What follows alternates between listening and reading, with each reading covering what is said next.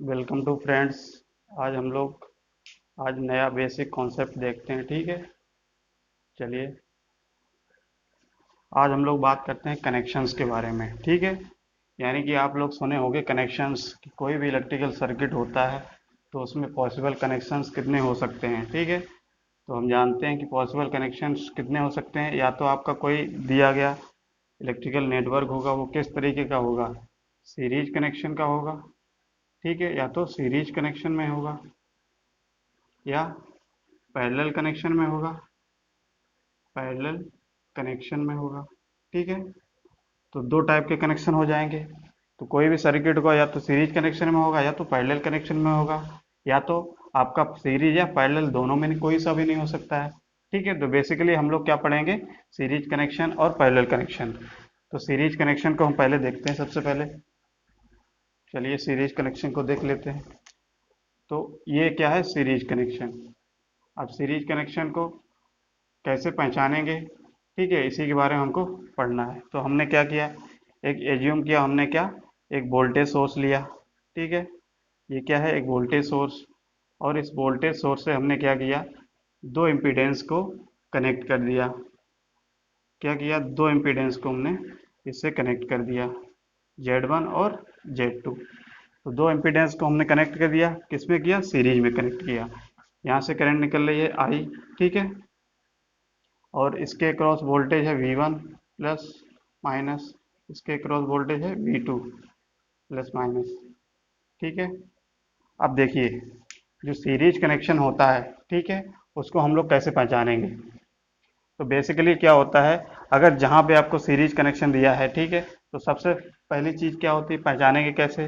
यानी कि दो एलिमेंट्स आपके, जिसमें भी जितने भी आपके एलिमेंट लगे होते हैं, ठीक है, उन एलिमेंट्स में आप सबसे पहले ये देखेंगे कि इसमें जो करंट जा रही है आपकी सोर्स से, जो निकल के करंट जाती है, वो करंट आपकी डिवाइड हो रही है या आपकी करंट सेम ही जा रही है।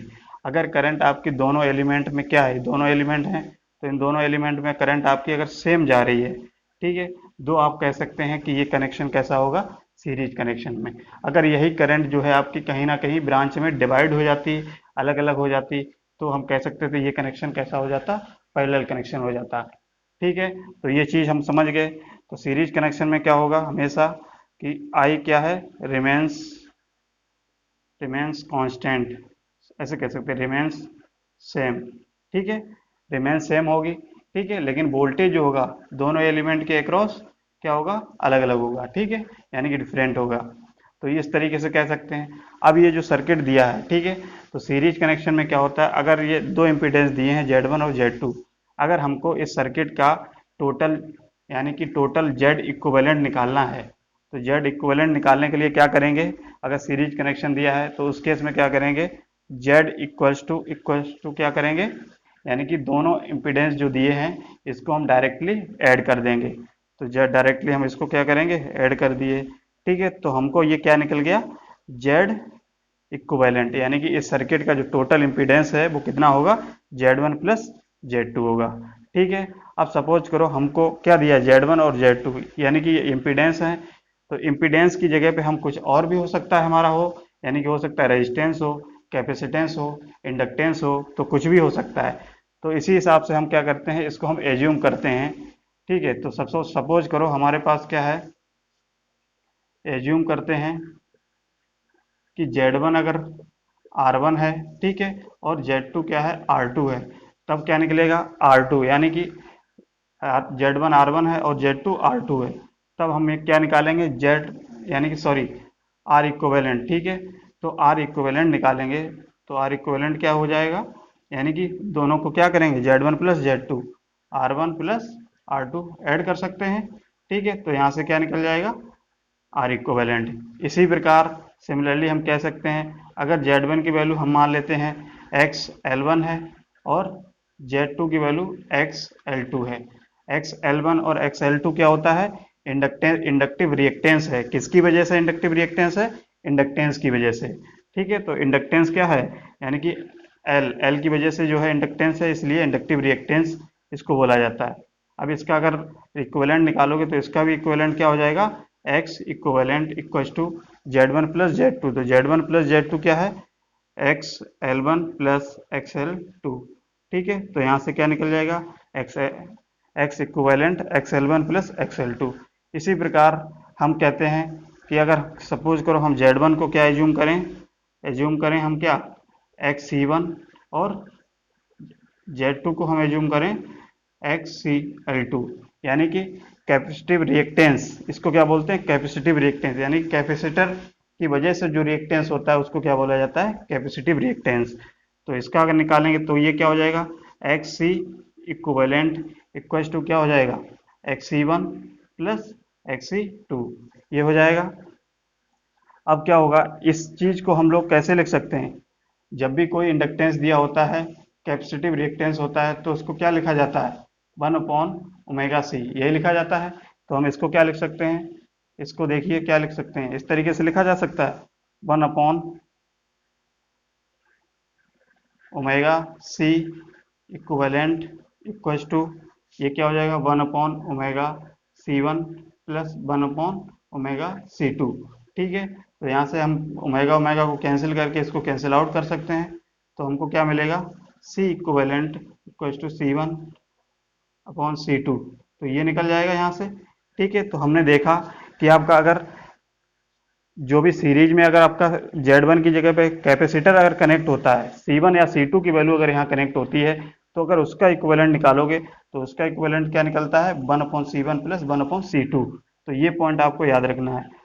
ठीक है, तो अगर इसका इक्विवेलेंट निकालोगे, यानी कि ये रेसिप्रोकल दिया है, इसको अगर पलट के लिख दें तो ये इस तरीके से लिख सकते हैं कि नहीं, यानी कि ये क्या हो जाएगा,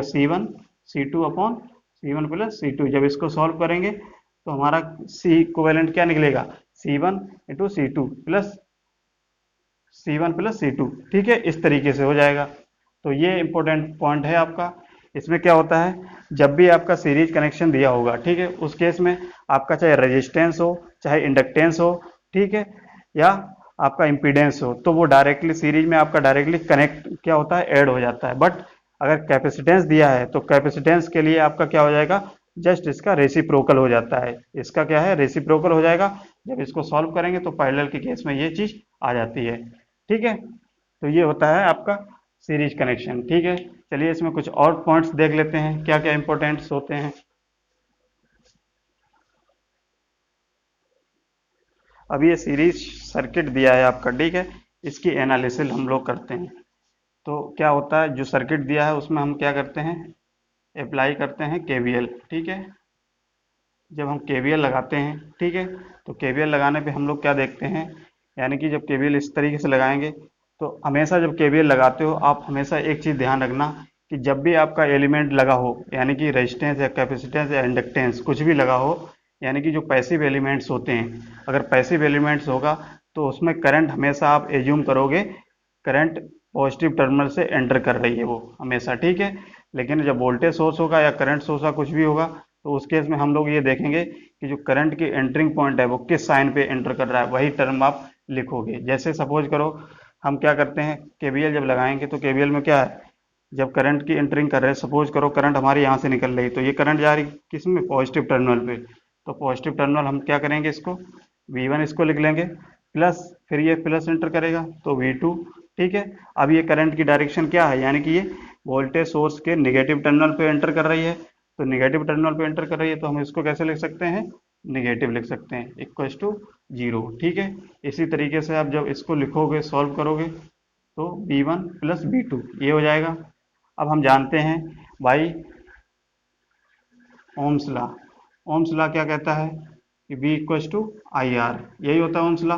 ठीक है, तो हम यहाँ से V की वैल्यू क्या लिख सकते हैं, I into R equals to V1 की वैल्यू क्या लिख सकते हैं, यानी कि जो करंट इसमें जा रही है I इंटू Z1, तो ये Z1 प्लस V2 क्या लिख सकते हैं, इसमें करंट कितनी जा रही है I, और इसका इम्पिडेंस Z2, इस तरीके से लिखा जा सकता है।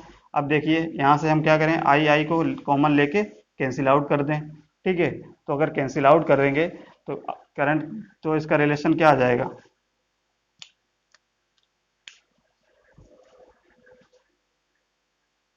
तो हम लोग क्या करते हैं, अब देखिए इसको और सॉल्व करेंगे भाई।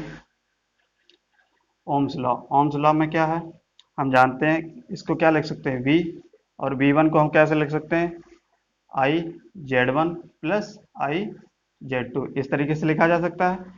अब इसको क्या करेंगे, यहाँ से हमने I कॉमन ले लिया, Z1 प्लस Z2, ठीक है, V अपॉन I इसको लिखा लिखा जा सकता है।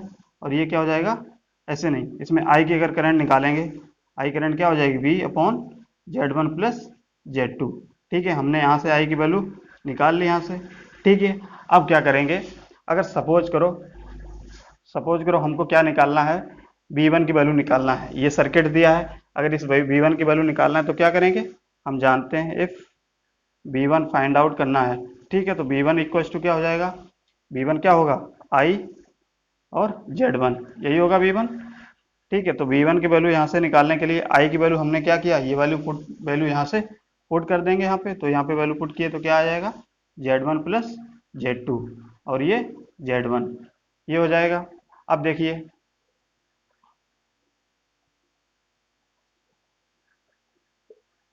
V1 equals to V Z1 plus Z2, इस तरीके से लिख सकते हैं, ठीक है।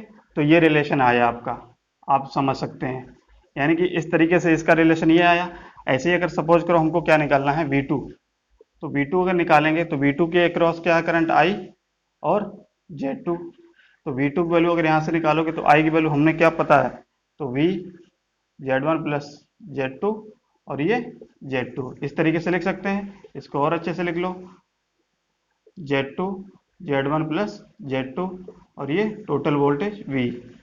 अब देखिए ये जो दोनों रिलेशंस आए हैं, यही आपके रिलेशन क्या कहलाते हैं, वोल्टेज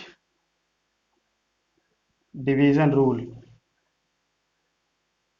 या voltage divider voltage divider rule है। ये क्या है, वोल्टेज डिवाइडर रूल। अब देखो ये तो हमने क्या किया, इसका सर्किट का एनालिसिस किया, तब हमने V1 और V2 की वैल्यू निकाली है।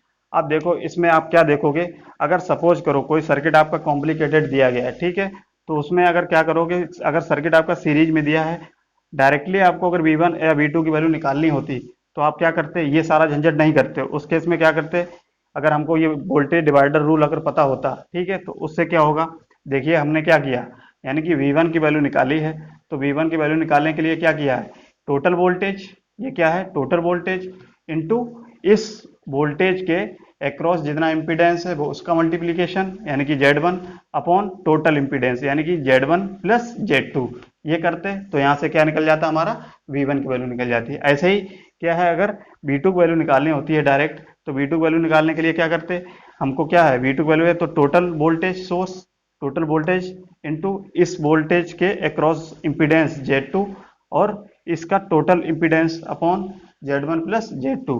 तो आप डायरेक्टली आप सॉल्व कर सकते हो, अगर आपको वोल्टेज डिवाइडर रूल पता है तो V1 V2 की वैल्यू निकाल सकते हो। अगर कोई और भी होता तो उस हिसाब से आप वो भी निकाल सकते थे, ठीक है।